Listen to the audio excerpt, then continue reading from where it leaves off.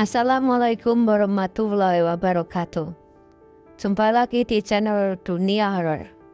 Di cerita horor kali ini kita akan menceritakan tentang misteri warung kopi di Jalan Tol Jakarta Surabaya. Malam itu, Arman dan teman-temannya, Fadil dan Reno, sedang dalam perjalanan dari Jakarta menuju Surabaya untuk menghadiri acara keluarga besar Arman. Mereka memutuskan untuk berangkat tengah malam agar jalanan lebih sepi dan perjalanan terasa lebih cepat. Di tengah jalan tol yang gelap dan sepi, Reno yang menyetir tiba-tiba merasa kantuk berat. "Bro, gue ngantuk banget. Kita cari tempat buat istirahat sebentar ya," ucapnya dengan nada lelah. Fadil menengok keluar jendela dan berkata, "Wah, ini tol gelap banget. Kayaknya jauh dari rest area."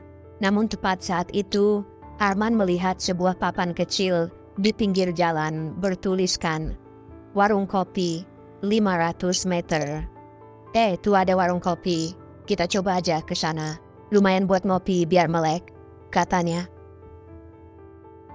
Tanpa banyak berpikir, Reno membelokkan mobil ke jalan kecil yang ditunjukkan papan itu. Jalannya berbatu, tidak rata, dan terasa makin gelap. Setelah beberapa menit, mereka sampai di sebuah bangunan kecil yang terlihat seperti warung sederhana dengan lampu redup. Ketiganya turun dari mobil dan berjalan mendekati warung. Di sana mereka disambut seorang pria tua dengan senyum ramah. "Malam anak-anak muda, silakan masuk. Mau kopi, ya?" tanyanya. Warung itu terlihat sangat sederhana. Hanya ada beberapa meja kayu, lampu minyak, dan hiasan dinding berupa foto-foto hitam putih yang sudah kusam. Ada aroma kopi yang kuat bercampur bau kayu bakar. "Pak, kopinya ada apa aja?" tanya Reno, mencoba mencairkan suasana yang sedikit canggung. "Kopi hitam saja, tapi ini kopi spesial, bikin kalian segar lagi," jawab si pria tua sambil tersenyum lebar. Fadil yang penasaran bertanya, "Pak, kok warung ini ada di tengah jalan tol begini? Bukannya bahaya kalau ada kendaraan yang melintas?" Si pria tua hanya tertawa kecil. "Ah, pertanyaan bagus. Warung ini memang untuk mereka butuh istirahat. Nggak perlu khawatir, kalian aman di sini." Mereka bertiga akhirnya memesan kopi dan duduk di salah satu meja. Sambil menunggu, Arman memperhatikan sekeliling. Ada sesuatu yang terasa aneh. Foto-foto di dinding sepertinya bukan foto biasa. Wajah-wajah di foto itu tampak seperti sedang memandang lurus ke arahnya. Meski ia yakin itu hanya efek dari pencahayaan. Kopi mereka akhirnya datang. Aroma kopi itu begitu kuat hingga membuat mereka langsung ingin mencicipinya. Namun saat Arman hendak menyeruput, ia melihat sesuatu yang mengganggu. Di permukaan kopi, ada bayangan seperti mata seseorang yang menatap balik ke arahnya. "Bro, gue gak tahu ini cuma perasaan gue atau enggak, tapi lo lihat deh, kopi gue kayak ada bayangan," kata Arman sambil menunjuk cangkirnya. Reno dan Fadil mendekat untuk melihat, tetapi mereka tidak menemukan apa-apa. "Ah, lo kebanyakan nonton film horor, man," kata Fadil sambil tertawa kecil. Arman mencoba mengabaikan dan menyeruput kopinya. Anehnya kopi itu terasa pahit, tapi membuat tubuhnya terasa segar seketika. Reno dan Fadil pun meminum kopi mereka, dan efeknya sama. Mereka merasa lebih bertenaga. Saat mereka hampir selesai, tiba-tiba terdengar suara pelan, seperti langkah kaki dari belakang warung. Arman menoleh, tetapi hanya ada bayangan pohon yang bergoyang tertiup angin. Namun suasana berubah semakin tidak nyaman ketika pria tua itu kembali ke meja mereka dan berkata, "Kalian pasti dari Jakarta ya? Mau ke Surabaya kan?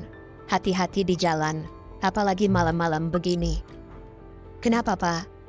Tanya Reno sambil mengerutkan dahi. Banyak cerita anak, banyak yang tidak pernah sampai tujuan mereka. Kalau tidak percaya, coba kalian lihat foto-foto itu. Katanya sambil menunjuk ke arah dinding. Reno dan Fadil mendekati dinding, memperhatikan foto-foto tersebut lebih dekat. Wajah-wajah di foto itu tampak semakin jelas, seperti hidup. Salah satu foto bahkan terlihat seperti Arman. Ini kayak lo, Man, ujar Fadil dengan nada panik. Arman yang mendengar itu langsung berdiri dan mendekati dinding. Ia terkejut melihat salah satu foto memang mirip dirinya, mengenakan pakaian yang sama seperti yang ia pakai saat ini. Pak, ini apaan? Kenapa ada foto kayak gini di sini? Arman bertanya dengan nada tinggi. Pria tua itu hanya tersenyum tipis. Tenang nak, itu hanya kebetulan. Tapi ingat, tidak semua orang yang datang ke sini bisa keluar dengan selamat. Ketiganya merasa semakin tidak nyaman. Reno langsung mengeluarkan uang untuk membayar kopi mereka. Tetapi pria tua itu menolak. Tidak usah nak, yang penting kalian ingat, jangan menoleh ke belakang saat keluar dari sini. Tanpa banyak bicara lagi, mereka bertiga segera keluar dari warung dan masuk ke mobil. Reno langsung menyalakan mesin, tetapi entah kenapa mobil sulit dihidupkan. Reno, cepetan. Gue gak mau lama-lama di sini, seru Fadil yang mulai panik. Akhirnya setelah beberapa kali mencoba, mobil pun hidup. Mereka segera meninggalkan tempat itu, mengikuti jalan berbatu menuju tol kembali. Namun, di tengah jalan, Arman merasa ada yang aneh. Ia seperti mendengar suara langkah kaki yang mengikuti mereka dari belakang mobil. Bro, jangan-jangan ada yang ngikutin kita, bisik Arman. Reno mengingat pesan pria tua tadi, jangan menoleh ke belakang. Tapi rasa penasarannya makin besar. Di tengah ketegangan itu, terdengar suara ketukan dari kaca belakang mobil. Tok, tok, tok. Reno menggenggam setir dengan kencang, keringat mengucur deras di dahinya. Ketukan di kaca belakang mobil terdengar lagi, lebih keras. Tok, tok, tok. Jangan nengok, ucap Reno setengah berteriak, mengingat pesan pria tua di warung tadi. Namun Fadil yang duduk di kursi belakang tidak tahan dengan rasa penasarannya. Gua harus lihat apa itu, gua gak bisa diam aja, ujarnya sambil perlahan memutar tubuhnya ke belakang. Fadil jangan, teriak Arman, mencoba menghentikannya. Fadil menoleh, dan seketika wajahnya memucat. Ia melihat bayangan samar, seorang wanita berpakaian putih, berdiri di belakang mobil, matanya merah menyala, dan bibirnya menyeringai lebar, menunjukkan deretan gigi tajam. Sosok itu melambaikan tangan dengan gerakan lambat, seolah meminta mereka berhenti. Astagfirullah, itu apa? Fadil berteriak panik dan membalikkan tubuhnya kembali ke depan. Wajahnya basah oleh keringat. Apa yang lu lihat, Del? Tanya Reno, suaranya bergetar. Jangan tanya, terus saja jalan. Cepetan, jawab Fadil dengan napas terengah-engah. Reno menginjak pedal gas lebih dalam, mencoba mempercepat mobil. Namun anehnya, jalan berbatu yang mereka lalui terasa tak berujung. Mereka seharusnya sudah sampai kembali di tol, tetapi jalan itu seperti berputar-putar, membuat mereka merasa terjebak. Bro, kok jalannya kayak gini terus? Harusnya kita udah sampai tol, kan? Seru Arman. Reno mulai panik, matanya melirik ke kiri dan kanan. Pemandangan di sekitar mereka tidak berubah. Pohon-pohon tinggi dengan bayangan gelap yang seolah mengintip mereka dari kejauhan. Fadil mulai membaca doa pelan-pelan, mencoba menenangkan dirinya sendiri. Arman, yang merasa ada sesuatu yang salah, membuka ponselnya untuk melihat GPS, tapi sinyal hilang, dan layar peta hanya menunjukkan tanda tidak ada jaringan. Tuhan, ini kenapa lagi sih? Gerutu Arman sambil mengusap wajahnya. Tiba-tiba, mobil terasa melambat sendiri, meskipun Reno tidak mengurangi kecepatan. Apa-apaan ini? Gasnya nggak berfungsi. Teriak Reno sambil mencoba menekan pedal gas lebih keras. Mobil berhenti total di tengah jalan yang gelap. Lampu depan mulai berkedip-kedip sebelum akhirnya mati sepenuhnya. Kini mereka hanya diselimuti kegelapan dan suara jangkrik yang samar. Suasana mencekam itu mendadak dipecahkan oleh suara ketukan. Kali ini berasal dari kaca depan mobil. Tok, tok, tok. Ketiganya terdiam, tubuh mereka membeku, hanya saling menatap dengan mata penuh ketakutan. Bro, kali ini gue yakin itu bukan angin, bisik Arman dengan suara gemetar. Ketukan itu semakin keras, seperti ada seseorang atau sesuatu yang ingin mereka keluar dari mobil. Reno memberanikan diri untuk menyalakan lampu interior mobil agar mereka bisa melihat lebih jelas. Saat lampu menyala, mereka bertiga langsung menjerit. Di kaca depan, terlihat wajah wanita yang sama seperti yang dilihat Fadil tadi, tapi kali ini lebih jelas. Rambutnya yang panjang menjuntai menutupi sebagian wajahnya, tetapi matanya yang merah menatap tajam ke dalam mobil. Mulutnya perlahan bergerak, seperti sedang berbisik sesuatu. Dia ngomong sesuatu, dia ngomong sesuatu, teriak Fadil, menutupi wajahnya dengan kedua tangan. Namun, suara itu terlalu pelan untuk didengar. Reno, yang masih mencoba berpikir logis, mengambil keberanian untuk mendekatkan wajahnya ke kaca depan, berharap bisa memahami apa yang dikatakan wanita itu. Apa yang lu lakuin, Reno? Jangan dekat-dekat, seru Arman. Tepat saat Reno hampir menempelkan wajahnya ke kaca, wanita itu berhenti bergerak. Hening, hanya ada suara napas ketiganya yang terdengar di dalam mobil. Kemudian suara itu terdengar lebih jelas, seperti berbisik langsung ke telinga mereka bertiga. Jangan pernah kembali ke warung itu. Bayangan yang mengejar. Setelah bisikan itu, wanita tersebut menghilang begitu saja, seolah ditelan oleh kegelapan. Reno langsung memutar kunci mobil, dan mesin menyala dengan sendirinya, seolah mengisyaratkan mereka untuk segera pergi. Gas, Ren, gas sekarang, teriak Arman sambil mengguncang bahu Reno. Reno menginjak pedal gas, dan kali ini mobil melaju seperti biasa. Jalan berbatu itu perlahan berubah menjadi aspal, dan pemandangan jalan tol kembali terlihat di depan mereka. Mereka bertiga menghela napas lega, tetapi suasana di dalam mobil tetap tegang. Namun, sebelum mereka benar-benar bisa tenang, Fadil yang duduk di kursi belakang kembali melihat sesuatu di spion. Bro, ada yang ngikutin kita lagi. Arman menoleh ke belakang dan melihat bayangan besar seperti kabut hitam bergerak cepat mendekati mobil mereka. Cepetan Ren, itu makin dekat. Reno menginjak pedal gas sekuat tenaga, tetapi kabut itu tetap mendekat. Kabut itu mulai membentuk wujud seseorang. Wanita yang sama, dengan rambut menjuntai dan mata merah menyala. Ketiganya hanya bisa berteriak histeris, sementara kabut itu terus mengejar mereka. Mobil melaju dengan kecepatan penuh, namun kabut hitam yang menyerupai sosok wanita itu semakin dekat. Reno panik.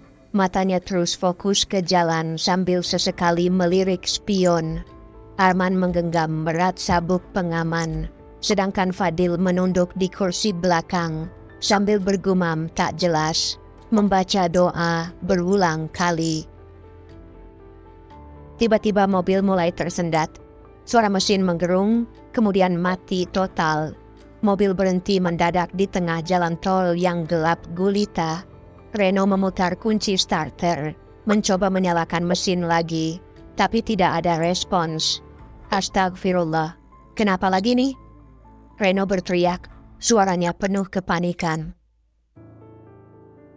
Kok bisa mogok sekarang? Cepetan coba lagi, Ren.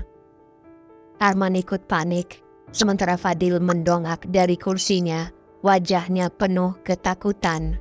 Jangan bilang itu sosok tadi yang bikin mobil mogok. Dari luar, suasana hening. Tidak ada tanda-tanda kabut atau sosok wanita tadi. Namun ketiganya bisa merasakan udara di sekitar mereka semakin berat dan hawa dingin merayap ke dalam mobil.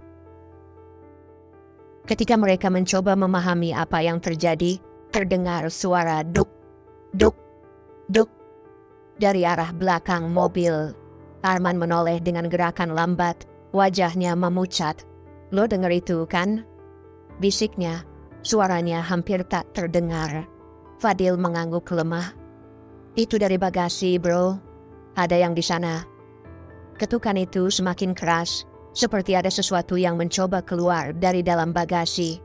Duk, duk, duk. Ren, kita harus buka bagasi, kata Arman. Meskipun suaranya terdengar ragu. Buka, lo gila. Kalau ada yang aneh-aneh gimana? Balas Reno dengan nada tinggi. Kita nggak bisa diam aja. Kalau nggak dicek ntar malah makin parah. Arman membalas. Dengan berat hati, Reno akhirnya mengambil senter dari laci dashboard dan keluar dari mobil, diikuti Arman. Fadil tetap di dalam mobil, bersembunyi di balik kursi dengan gemetar. Reno dan Arman berjalan perlahan ke arah bagasi. Setiap langkah terasa seperti menembus kabut ketakutan. Udara semakin dingin dan bau aneh mulai tercium, bau amis yang tajam seperti darah segar. Reno menyalakan senter dan mengarahkan cahayanya ke bagasi. Tangan gemetar, ia meraih pegangan bagasi dan menariknya dengan perlahan. Begitu bagasi terbuka, keduanya langsung terbatuk-batuk. Bau amis yang menyengat menyebar dengan cepat, membuat mereka hampir muntah. Namun anehnya, bagasi kosong. Tidak ada apa-apa di sana, hanya gelap dan bau mengerikan itu. Reno mengarahkan senternya ke setiap sudut bagasi, tetapi tidak menemukan sesuatu yang mencurigakan. Kosong? Tapi kenapa baunya kayak gini? Arman bertanya. Bingung. Sumpah, ini nggak masuk akal, jawab Reno sambil menutup kembali bagasi. Namun sebelum bagasi benar-benar tertutup, sesuatu yang menyeramkan terjadi. Mereka mendengar suara pelan, seperti bisikan, yang seolah berasal dari dalam bagasi. Kalian gak akan bisa lari. Arman langsung mundur, wajahnya pucat pasi. Lu denger itu, Ren? Itu suara siapa? Reno tidak menjawab. Ia langsung berlari kembali ke mobil, diikuti oleh Arman. Mereka masuk ke dalam mobil dan mengunci semua pintu. Ketiganya terdiam, mencoba menenangkan diri. Namun, suasana mencekam belum usai. Dari depan mobil, tiba-tiba muncul sosok wanita berbaju putih, berdiri tepat di tengah jalan. Wajahnya tidak terlihat jelas, tertutup oleh rambut panjang yang basah. Ya Allah, itu dia lagi. Fadil berteriak histeris, tubuhnya gemetar hebat. Reno mencoba menyalakan mobil lagi, tetapi mesinnya tetap mati. Sosok itu mulai bergerak mendekat. Langkahnya pelan tetapi pasti. Setiap langkah yang diambilnya menimbulkan suara seperti daun-daun kering yang terinjak. Meskipun tidak ada apapun di jalan itu. Ren, cepat nyalain mobil. Gua nggak mau mati di sini. Arman mengguncang-guncang bahu Reno yang kini sudah basah oleh keringat dingin. Reno terus mencoba menyalakan mobil, namun sia-sia. Sosok wanita itu kini hanya berjarak beberapa meter dari mobil. Ia berhenti, menatap mereka dengan mata merah menyala. Kemudian, ia mengangkat tangannya, menunjukkan sesuatu yang mencengangkan. Sebuah kepala manusia yang berlumuran darah. Kepala itu masih memiliki ekspresi ketakutan, seperti milik seseorang yang mati dalam penderitaan. Ketiganya berteriak serentak, sementara sosok wanita itu mulai mendekat lagi, kali ini lebih cepat. Dengan mata penuh ketakutan, Reno menatap sosok wanita itu yang semakin mendekat. Setiap detiknya, langkah kaki wanita itu terdengar semakin jelas, seakan mendekat ke mobil dengan kekuatan yang tak terhalang. Arman dan Fadil menatap penuh ketakutan, tidak tahu apa yang harus dilakukan. Tiba-tiba, dalam kegelapan yang mencekam itu, suara mesin mobil mendengung pelan, menyala. Semua orang terdiam sejenak, tidak percaya dengan apa yang baru saja mereka dengar. Ren, mobilnya hidup. Arman berteriak, matanya membesar. Reno, yang masih terkejut, dengan cepat menekan pedal gas, tanpa berpikir panjang. Mesin mobil mengaum dengan keras, dan mobil itu meluncur maju dengan cepat. Namun belum sempat mereka merasa aman, sosok wanita itu sudah tepat berada di depan mobil, berdiri diam di sana, hanya beberapa meter dari bumper depan. "Ya Tuhan, lo lihat itu?" teriak Fadil, hampir tidak bisa bernapas. Wanita itu tidak bergerak, hanya menatap mereka dengan mata merah menyala, mulutnya terbuka sedikit, memperlihatkan gigi tajam yang berkilauan. Namun, saat mobil melaju, sosok itu tiba-tiba bergerak, mengikuti mereka dengan kecepatan yang luar biasa. Meskipun mereka sudah tancap gas, sosok itu terus berlari, seolah tak terhalang oleh waktu atau ruang. Dia lari. Arman berteriak panik. "Lo pikir kita bisa lepas dari dia?" balas Reno. Suaranya terengah-engah karena ketegangan. Meski sudah menginjak pedal gas sekuat tenaga, mobil terasa tidak cukup cepat untuk menghindar. Sosok wanita itu semakin mendekat, seolah tidak ada yang bisa menghalanginya. Setiap langkahnya menggerakkan udara sekitar mereka, menciptakan hembusan angin dingin yang membuat tubuh mereka menggigil. Tiba-tiba, mobil terasa meluncur lebih cepat, melampaui batas kecepatan yang biasa mereka capai. Hawa panas mulai terasa di dalam mobil, seolah mesin mobil ini bukan hanya menggerakkan kendaraan, tetapi juga mempercepat kecepatan mereka dalam dimensi yang berbeda. Namun, sesaat sebelum mereka merasa seolah-olah berhasil meninggalkan sosok itu di belakang, wanita itu muncul lagi di kaca spion, berdiri dengan tatapan menakutkan, seolah sudah berada di sana sejak awal. "Astagfirullah, itu dia!" Fadil berteriak histeris sambil menutupi wajahnya. Reno, yang merasa semakin tertekan, terus menekan gas hingga mobil melaju semakin cepat. Ia tak tahu lagi kemana harus pergi. Jalan tol yang mereka lalui sekarang terlihat semakin gelap dan penuh kabut, seolah mereka terjebak dalam sebuah loop tak berujung. "Gua gak bisa bertahan lama begini, Ren," Arman menjerit. Wajahnya mulai pucat. "Kita harus keluar dari sini." "Tapi kemana, Arman? Ini jalan tol yang gak ada ujungnya," jawab Reno, hampir putus asa. Sosok wanita itu kini benar-benar berada di samping mobil, menatap mereka dengan tatapan yang membuat darah mereka membeku. Mulutnya yang terbuka semakin lebar, seperti hendak melahap mobil itu utuh, bersama ketiganya di dalamnya.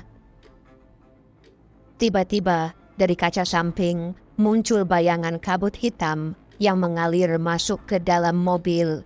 Itu terasa seolah-olah ada sesuatu yang menyusup masuk, berusaha merasuk ke tubuh mereka. Fadil meronta, berusaha membuka pintu, tapi pintu terkunci rapat. Hei, jangan buka pintu. Itu bisa masuk, teriak Arman. Reno tak mampu lagi mengontrol dirinya. Dalam keputusannya, ia menekan pedal gas lebih dalam lagi, berharap bisa keluar dari kejaran itu. Tiba-tiba, pemandangan berubah dengan cepat. Jalan tol yang sebelumnya gelap dan tak berujung itu, kini mulai terlihat lebih terang. Mereka keluar dari kabut hitam itu, dan jalan tol yang tak pernah berujung, seolah membuka jalan baru. Namun sosok wanita itu tidak menghilang begitu saja. Bayangannya terlihat samar di kejauhan, masih mengikuti mereka, meskipun mereka sudah melaju dengan kecepatan tinggi. "Bro, itu belum selesai," kata Fadil, masih dengan suara gemetar, saat melihat wanita itu semakin jauh. "Ini belum selesai," jawab Reno, wajahnya penuh kecemasan. "Kita belum aman." Sosok wanita itu, dengan matanya yang tetap merah menyala, terus mengintai dari kejauhan, mengikuti mereka tanpa henti. Setelah beberapa kilometer melaju dengan kecepatan tinggi, akhirnya mobil itu keluar dari jalan tol yang tampak semakin gelap dan mencekam.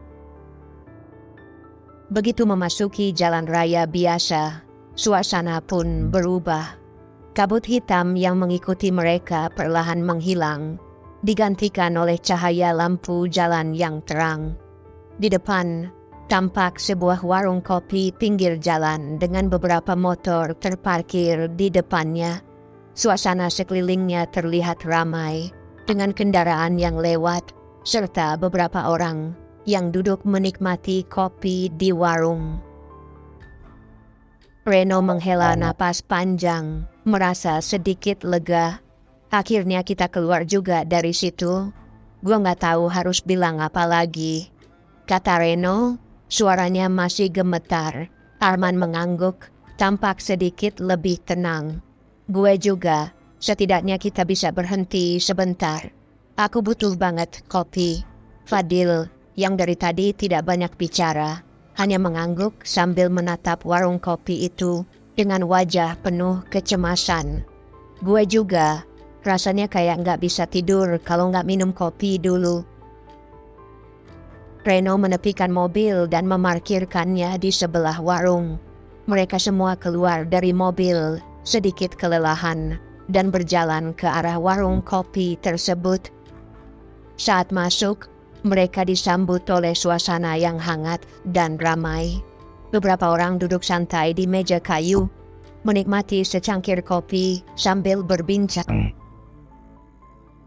Di belakang bar, seorang ibu-ibu parubaya sedang menyeduh kopi dengan senyum ramah. Warung kopi itu sederhana, tapi terasa nyaman. Aroma kopi yang kuat mengisi udara, bercampur dengan bau rokok dan makanan ringan. "Ibu, kami pesan 3 kopi hitam." "Ya," ujar Reno dengan suara sedikit lelah. Ibu warung itu, yang mengenakan baju batik dan rambutnya terikat rapi, mengangguk dan tersenyum. "Tentu nak, duduk saja dulu, kopinya sebentar lagi." Dia melanjutkan pekerjaannya mengatur gelas dan kopi. Ketiganya memilih tempat duduk di meja dekat jendela.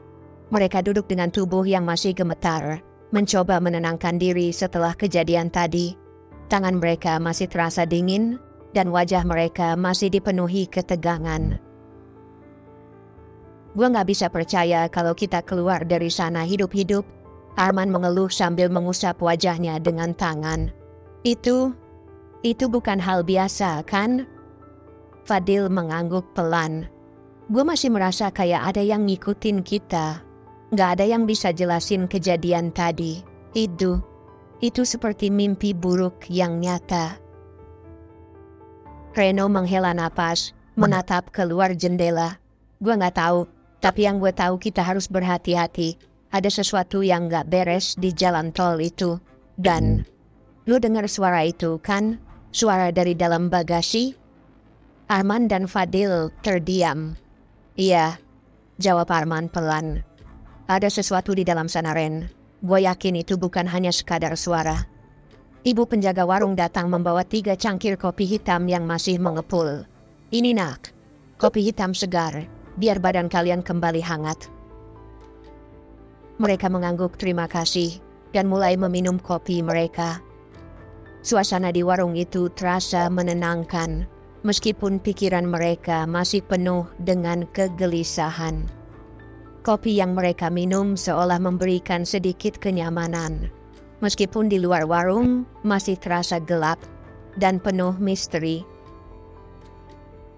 Ibu itu duduk di meja sebelah dan menyapa mereka. Kalian baru dari mana, nak? Kayaknya wajah kalian gak tenang. Tanyanya dengan lembut. Reno melihat ke arah ibu itu, lalu mengangkat bahu. Kami dari jalan tol. Tadi ada kejadian aneh. Ibu warung itu tersenyum tipis. Jalan tol itu memang punya cerita. Banyak orang yang merasa aneh kalau lewat sana. Ada yang bilang kalau tempat itu dihuni oleh makhluk-makhluk yang suka mengganggu. Fadil langsung menatap ibu warung itu. Ibu tahu tentang itu. Ibu itu mengangguk pelan.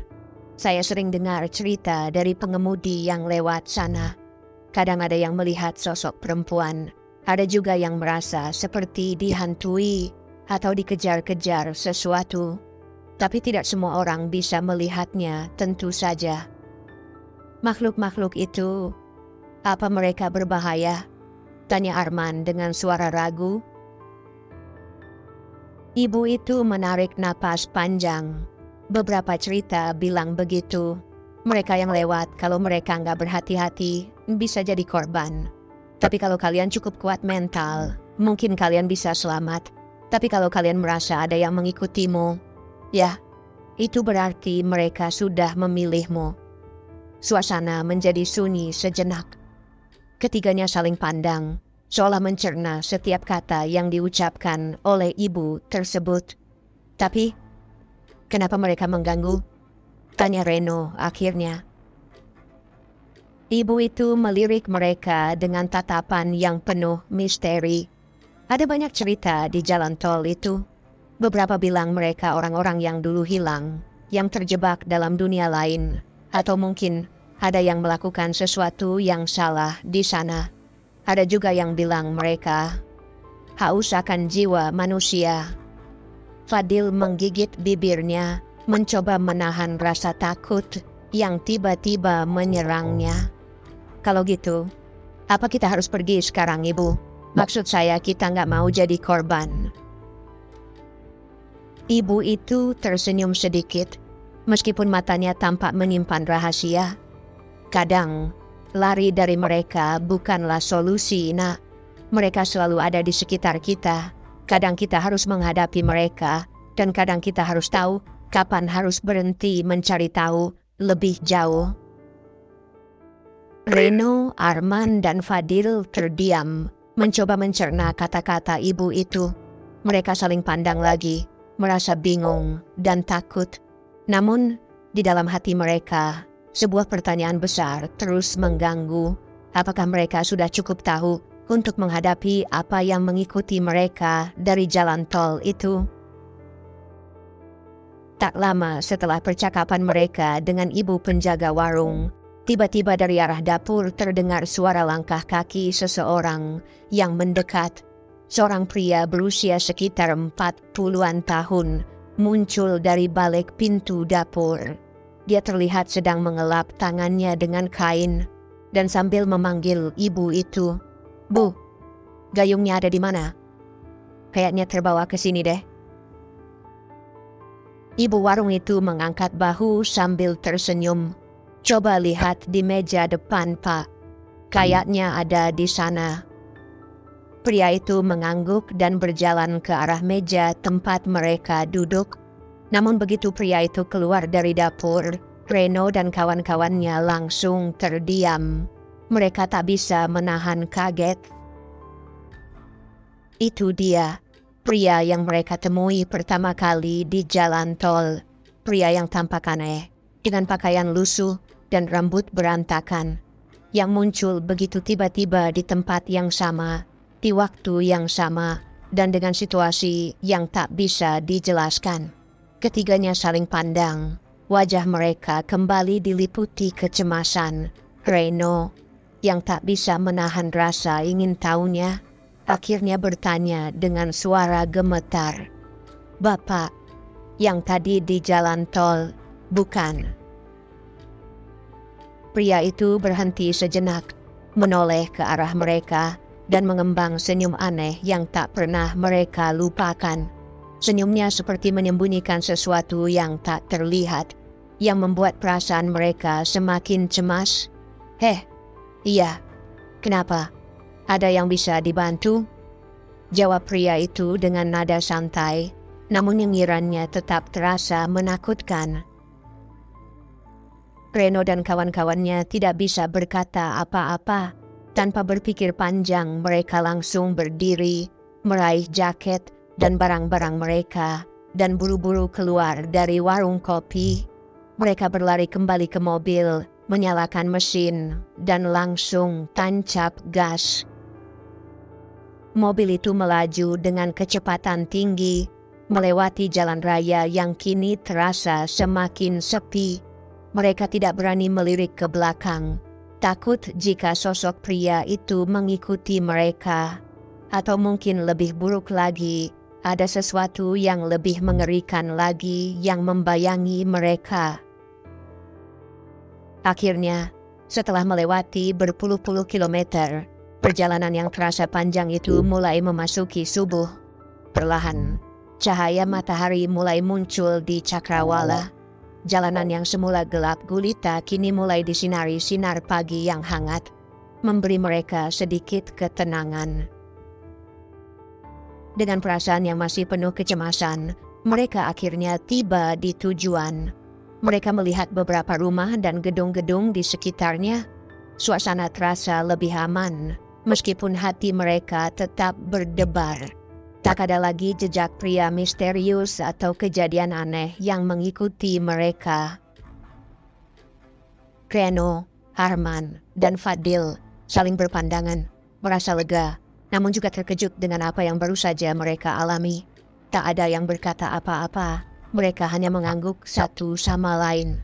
Lalu, dengan keputusan yang sama, mereka sepakat bahwa untuk perjalanan pulang nanti, mereka lebih memilih untuk melakukannya di siang hari, agar bisa melihat dengan jelas jalan yang mereka lalui, dan menghindari kejadian aneh yang mungkin saja muncul lagi. Saat matahari terbit penuh, ketiganya menarik napas lega, menyadari bahwa perjalanan mereka malam itu akhirnya berakhir dengan selamat. Tapi dalam hati mereka, masih ada pertanyaan yang menggantung. Siapa pria itu sebenarnya? Apa yang sebenarnya terjadi di jalan tol tadi malam? Namun itu adalah misteri yang tak akan mereka coba ungkap lebih lanjut. Tidak ada yang ingin menghadapinya lagi.